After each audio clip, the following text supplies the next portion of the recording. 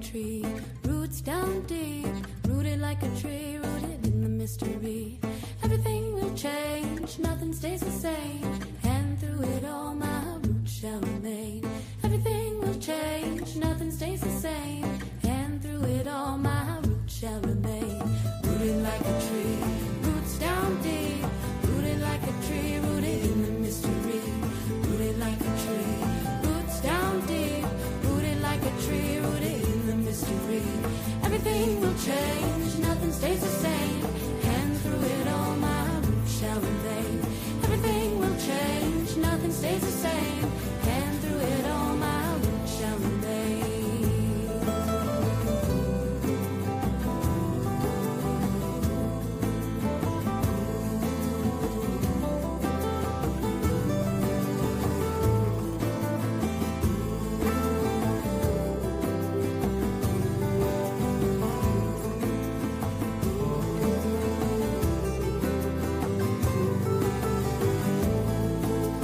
Rooted like a tree, roots down deep, rooted like a tree, rooted in the mystery.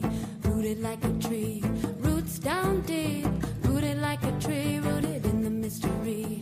Everything will change, nothing stays the same, and through it all my roots shall remain.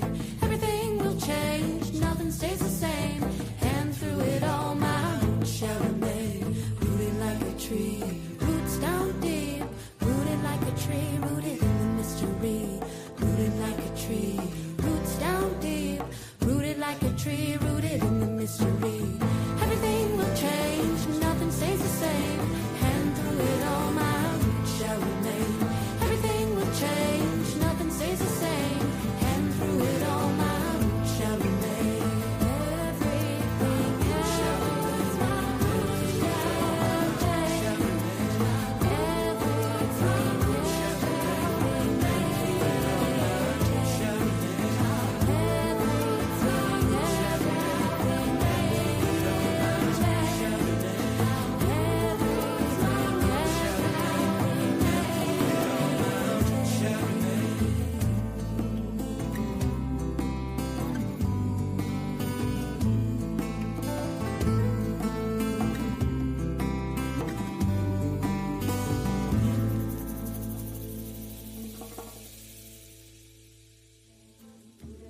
change. Roots down deep, rooted like a tree, rooted in the mystery. Rooted like a tree, roots down deep, rooted like a tree, rooted in the mystery.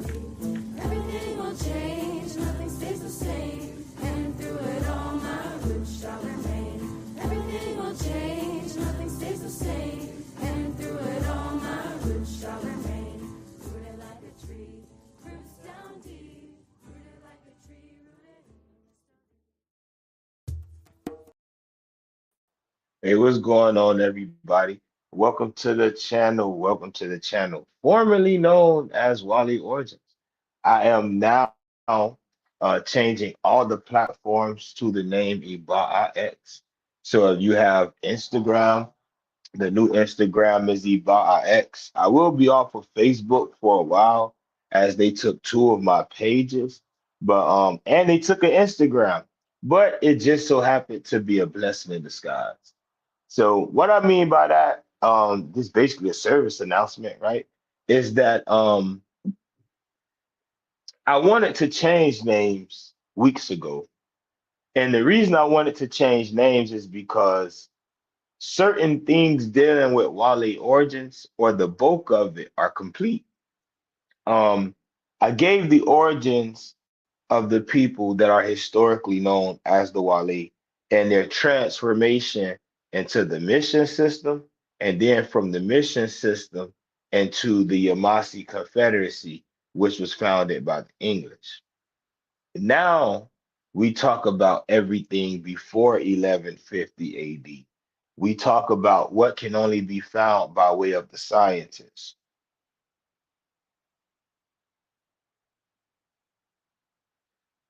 So that would be our focus going forward. Now, the blessing is I wanted to give up the name without having someone being able to attach themselves to the name and run off with it.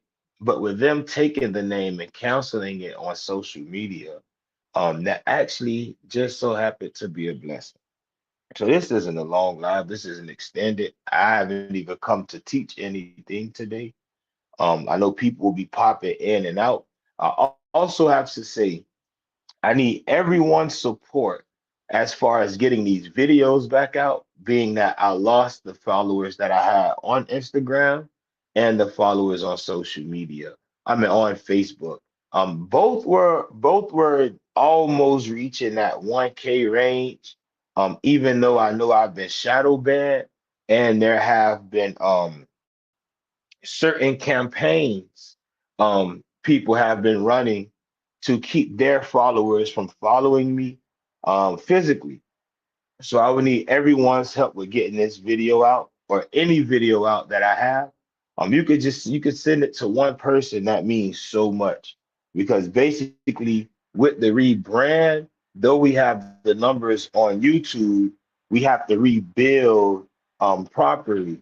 So let's get this out there. Much love to everybody. For you all who tuned in, please, I actually need you.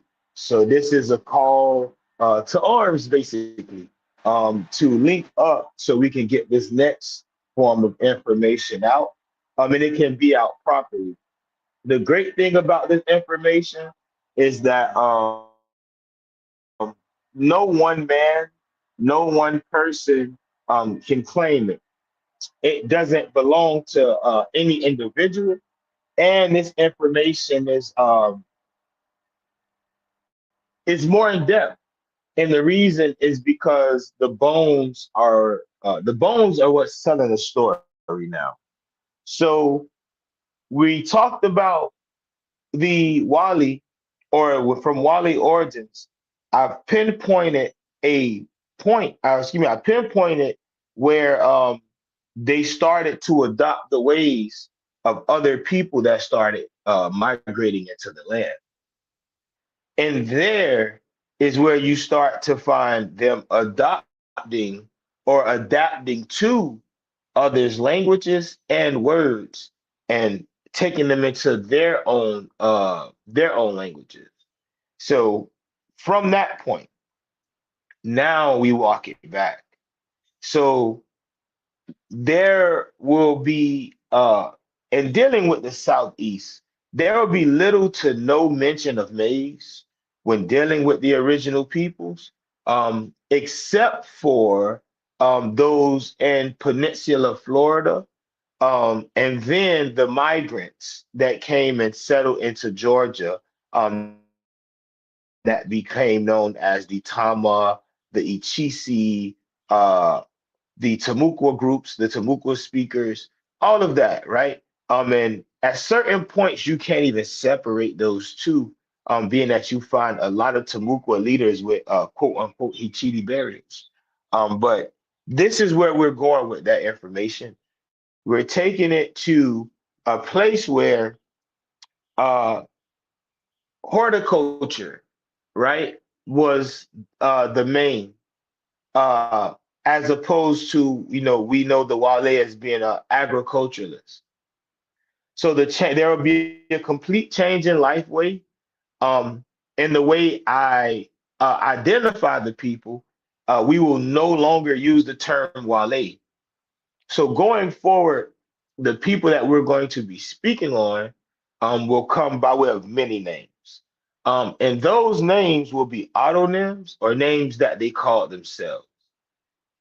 Um, from there, what we're doing is we're setting the stage for we'll say the 40 to 50, probably even 60,000 year settlement, right? And we can place these people there by way of not only their DNA and their culture, but also their life ways, things they ate, which show, and when the bones are analyzed, excuse me, then we begin to see what their daily lives were like, right? Oftentimes we don't, and when I say we, I'm speaking in general. We don't mention the role of women. And my book, The Blue Fire, has a chapter dedicated strictly to the mothers, the sisters, the aunts, and the warrior women who actually created the cultures. So a lot of the cultures that seem, or even on the internet, because the internet is male dominated, these cultures were founded, were created and founded on principles that mothers put in place, that Kashikas or Kashikas put in place, right? Um, it's a fact that, and again, this is setting the foundation. I have two people to talk to, so now I can talk, right? But in setting the foundation, I will say every quote unquote chief, right? What people consider chiefs before the historic era were women, every last one of them. So now with Iba'a X, when the story is being told, when the science is being presented, when the botany, when we're talking about the plants, when we talk about pottery, when we speak on even trade, all of that dealt with women. So Iba'a X will deal with just that X chromosome. Who are the women that founded the culture that historically became known as the Wale, the Kasabo? Who are the women historically and through science? So we'll say bioarchaeology. Who are the women that birthed these civilizations?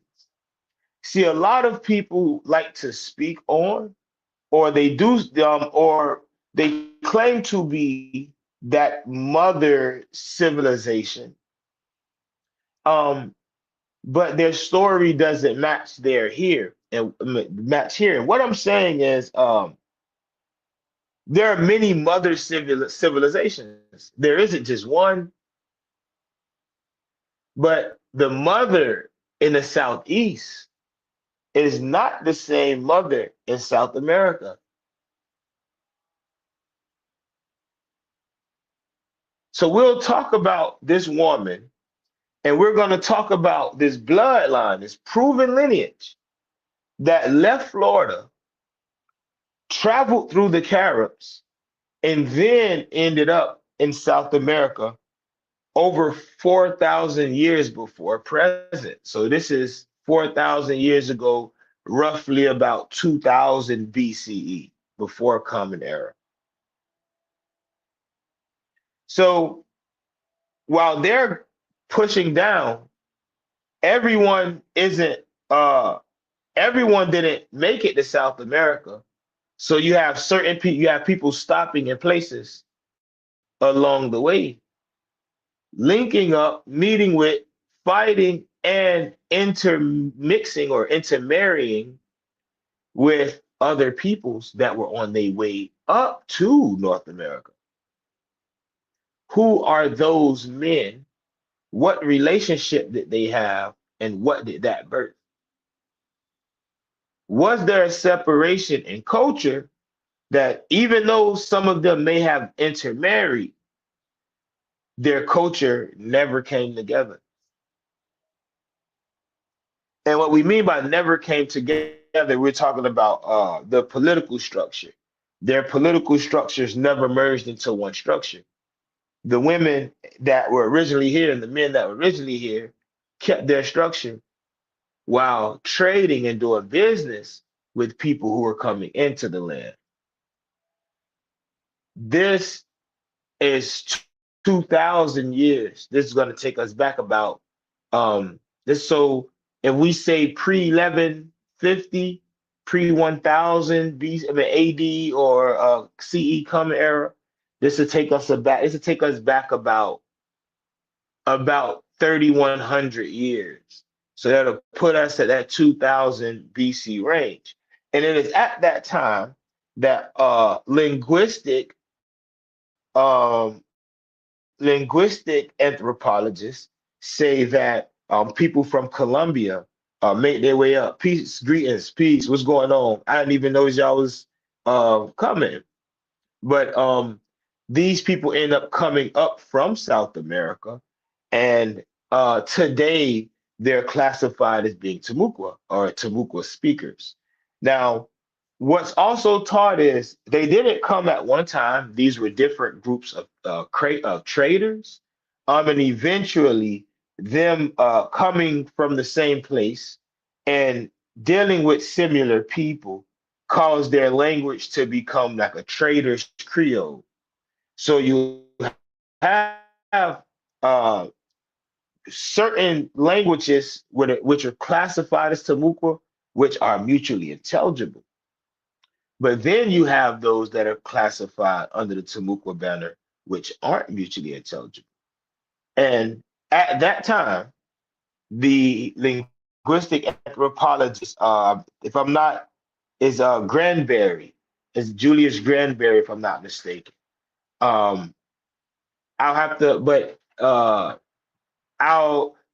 let me get back to where I was at. Um, at that time, they say these people started to pick up words out of what they also consider to be Proto-Muskogean. So the Timucua picked up certain words, and some of these words are like taka. They consider to be Proto-Muskogean, and that doesn't make any sense because the Muskogean or the Muskogean speakers weren't even in the Southeast at that time for their language to even be used as the classification. They picked up the words Ibai or Abi, Ibikli, Equi. All of these means to kill, to or someone who has died, or an ancient one, an ancestor. These are a few words that the Timucua speakers picked up as they traveled to this land, which can be traced back to languages that eventually became a part of the Muskogean stock. Again, whatever that is, right? So now you have these people picking up these words, but they're naming their towns and they're naming their rituals and their ceremonies after somebody else's words. And then they give a piece of their lands to their cousins that came into the land, some that traveled through Florida or up through Florida. And pause there. The groups of Yama that settled in Florida that are from South America, you can hear it in their name, like Calusa, right? The Muspa or the Musqua, they settled Central Florida. The Ocala, which is interesting. There's a province called Ocali, which is supposed to be Timucua. But what's interesting is Ocala and Akala are both actually Ishati or Isa words. Interesting. So these people are descendants and or predecessors of chiefdoms that would arise later in Central America, and they were here. Um, these people began to mingle together. It's kind of hard for anthropologists to understand, or excuse me, historians to understand the relationship between those groups of Timucua speakers and those groups of Yama speakers. But the archaeologists have they did it the argument. So what is going on with the original people? Who are the original people? We will say all souls originate in the north, and they are to travel down to the south. So we start in the north, and at this time, you have a multitude of people. Uh, Certain teachers, for instance, like Jack D. Forbes, say that there are over 100 million indigenous people in the Americas. And I don't disagree. What I am saying is that the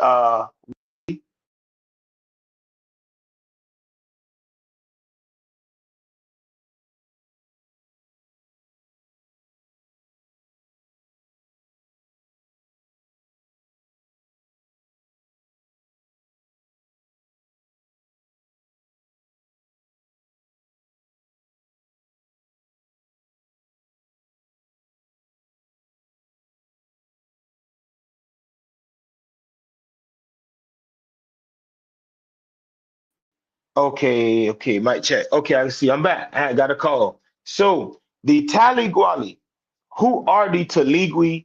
Who are the Taliga? Um, who are these people, right? They were the original people in the north.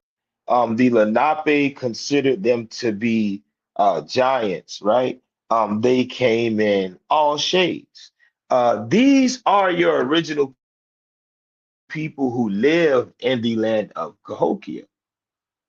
Now, they stretched, not, they didn't live just in Cahokia, but they stretched to the Missouri River, not the Mississippi. See, when I told the story before, we talked about the Mississippian era, but we're going to talk about the Mizzou era. And this talks about when the Lenape crossed that river, which truly ushered in the Mississippi, because that's the true Mississippi. That's the river that was originally named Mississippi in their language. So we're going to talk about the people that were pushed from the Mizzou to the east, and then we're going to talk about how a people traded place. Who traded place? So the people in Cahokia that we're talking about, they stretched as far as to the East Coast. And if you listen to Sitting Bull, you can go back and study his memoirs or papers that were written. They Sitting Bull says that his ancestors come from the east, and in their language, they considered it a ocean or a great pond. He then said after a series of wars, they went west, and that's when they stopped at the area that we know now as Ohio, or what's presently known as Cahokia. At that point, they had another war with the people that were coming in, hint, hint, and they swapped. So the Siouan speakers who went west swapped places with the Mingwe and the Lenape and became known as the Sioux. So your Dakota, your Lakota, though they hate dark skins, they act like they don't like Negroes. Their ancestors are from the Carolina mountains. How dare anybody to, right? So this is something that we know historically. But when we talk about that which happened before the Mississippian era, we're dealing with the people um, whose name is only found in Spanish documents, and the English used that designation for a group of people who didn't even consider themselves to be such. So ask yourself, with Iba'ax, we're not talking about the school of Wale origin. With Iba'ax, we have to ask ourselves, what role did language play? That's number one. But most importantly, what was the landscape like? Georgia today, coastal Georgia today, was it the same 2,000 years ago? Coastal Carolina, North Carolina, the interiors, right? The Piedmont, the lower, the upper. Was the Southeast the same today as it was 2,000 years ago or 2,000 years before that? But then you have sites that predate the migration of people who are claiming things to be at least 48,000 years older than their migration into the Southeast. Who are those people and what was going on? That they had a civilization over 50,000 years, which has been uncovered in Florida, Georgia, South Carolina, North Carolina, Virginia.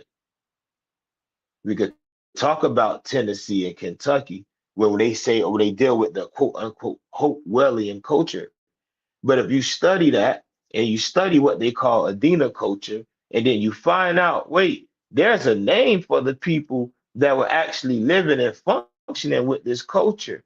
You find out what they call themselves and start to put things in their proper place. It is at this point that no one can just go clamoring for names because now you have to know. Before it was about belief. So I'll ask, when Satucci and Wally or Wale were at war, did they consider themselves one and the same? And was it under the Wale banner? Listen to the question. When Wale and Orista were at war, did they consider themselves the same? And was it under the Wale banner? This is why I wanted 2 weeks ago to do it, but some weird shit had to go on for them to take the name so nobody else can try to run with it. So it's stamped. Even the books, everything's stamped. It's solid. But did you know that the people were more robust because they weren't agriculturalists? Did you know the people were more robust because they exercised more? Did you know that before the Wale era, there were no skeletons found with cavities? Did you know before the historic Wale era, the bulk of the diet for the coastal people may have been clams and fish, but for the interior people, it was bear, panther, deer, possums, coons, anything that they could get their hands on, and they used those skins to do business with others. However, it was violation to put down the animal that was considered a family spirit. This is what we're getting to. We're getting into when you transform into your family spirit during ceremony, when you transform into your family spirit during war, when you transform into your family spirit during council. But the anthropology, the actual work, and the people we will be talking about will be women. There is no culture without them. They shouldn't be neglected when they birth the civilizations that people are clamoring and trying to scratch for today. What's going on, Uncle Paul? What's good? Yoko nephew, what's going on with you, baby? Yoko, everything, Everything you everything. saying You is right and exact. Everything you're saying is right and exact, said nephew. again? I say everything that you're saying right now is right and exact. Oh, for sure. Talk to me. Yeah, that's what most people don't know, that they actually came from out of the Carolinas dealing with the Lakota. And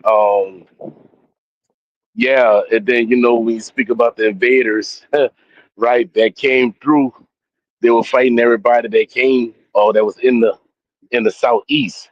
So that's why I can't understand how they could be called the First Nation when they came over here and they was fighting the First Nation. Facts, actual facts.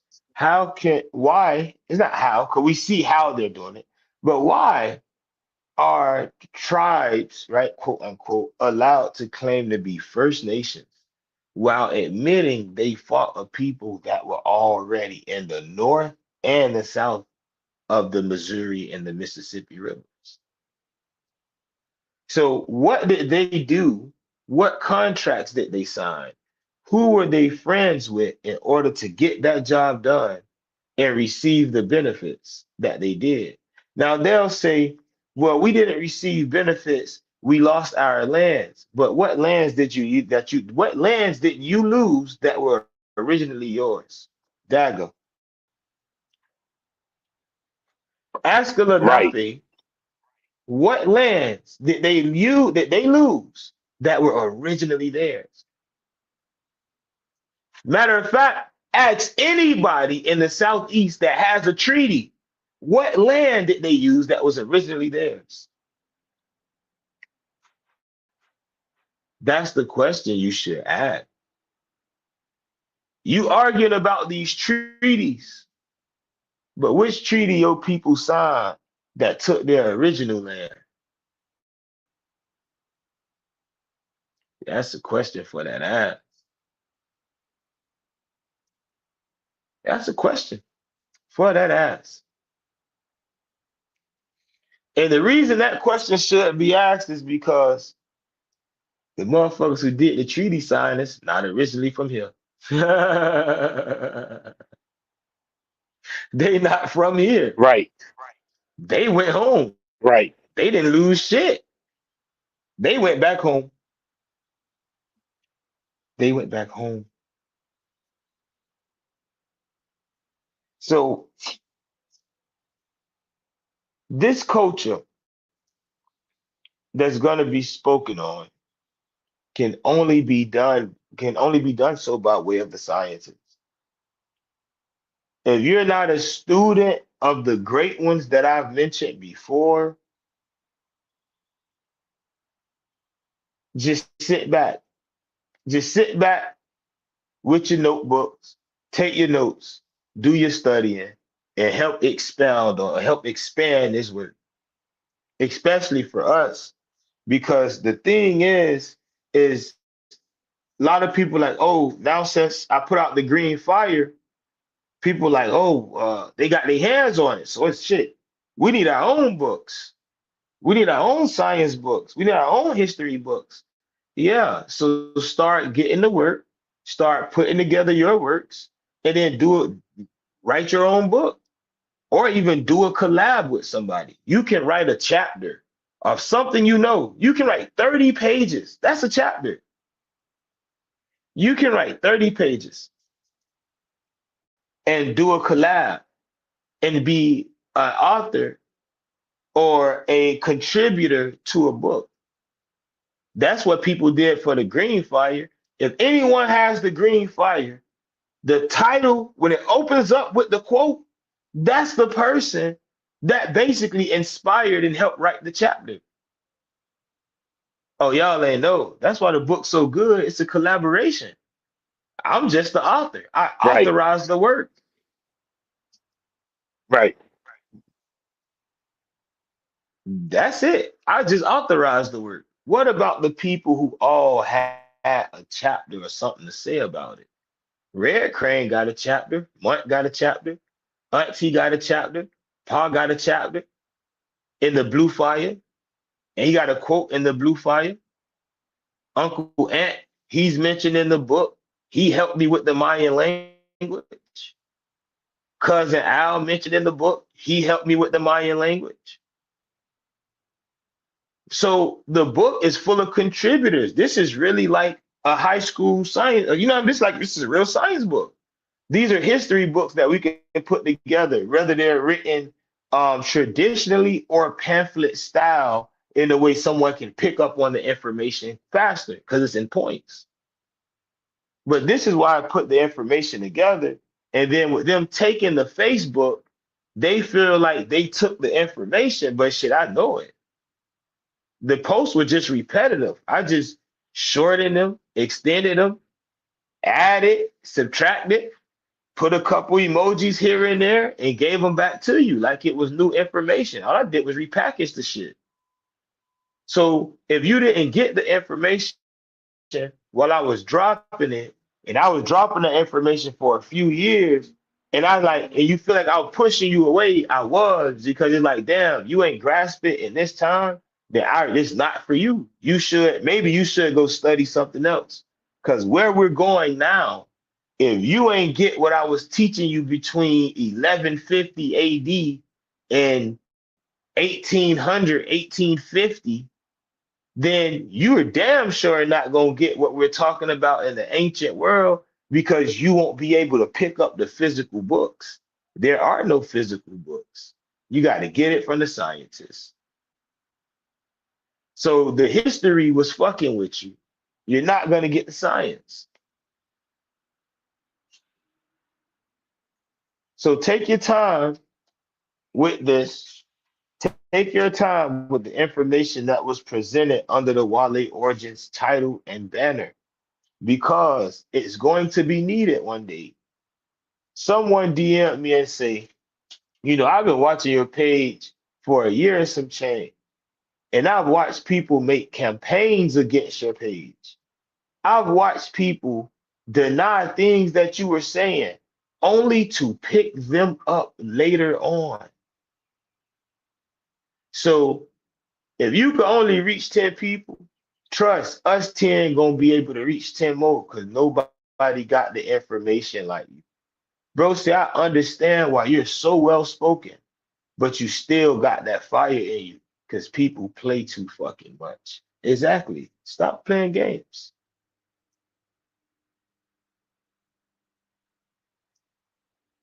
I can go to your lodge and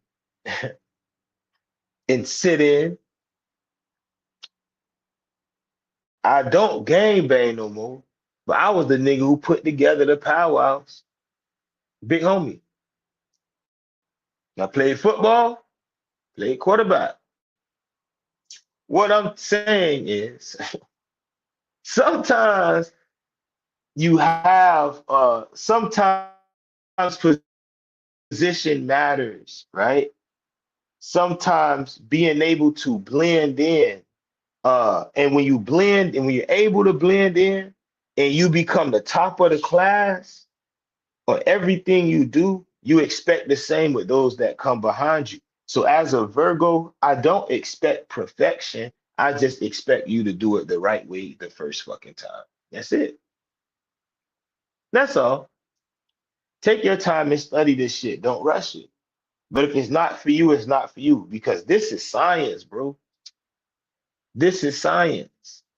We're going to talk about admixture. So if you're one of those niggas that I don't have no admixture, you might as well just go ahead and forget this part of the study, because it's not going to be for you.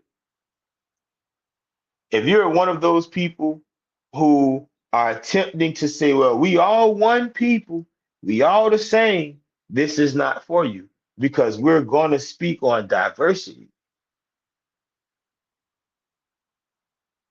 How can you say everyone's the same and all birds aren't the same?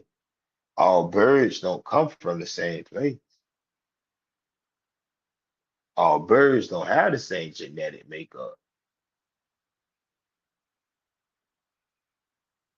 I don't know. I don't think all birds can swim. I don't know. But you talk about aquatic birds, and some people think that, hey, well, they birds, so they belong in the sky. No, no, no, they came from the water. But what I'm saying is, this science is slightly different. This science is going to talk about species in the animal family that are not known to the historic era, right? In my book, I mentioned the saber tooth. I mentioned the mastodon, and I mentioned the mammoth, right? All of these things, the tapir, um, the American lion, These are things that existed between 8 and 10,000 years ago. So we have settlements and sites that are 50,000 years old. This means that there's about a 40,000, and we can't even grasp 40,000 years, but there's about a 40,000 year period where humans and these animals interacted. That's what we're going to talk about. Did you know that amongst saber-tooth bones, there have been found spearheads? But they want to tell you nobody was here. Did you know there are grills? And y'all know what I mean by grills. You know about the pits. A lot of people, barbecue started in bullshit. People were barbecuing over 50,000 years ago on the Savannah River. Got the proof.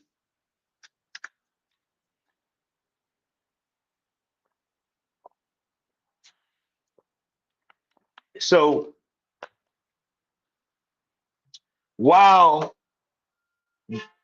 title or being based off title is exclusive, and this is what we were pushing during that time teaching, right? Is that titles make things exclusive, but union makes it inclusive. So this information will be more inclusive as to where when we were explaining that, hey, Wale is one island amongst a whole bunch of people, and their chief was called that, but it's actually simply a geographic location. Well, you know, the Wale are the, no, you can't do that because this is literally specifically for them. Same thing with Alishpo and Satuchi, Sakuhachi, Ospo, all of these different towns, which later became named in the Hichiti language, existed before. Now, when they were in their own right, when they had their seat in the union, at what point did they call themselves Wale? This is now, you see where we're going with this shit? So you can't be Yama saying that the Wale are Yama when you find out they were a part of a confederacy that was bigger than them. And everybody had their own name within that confederacy. And every time Wale got out of order, the island Wale got out of order, the other Wale had to do what?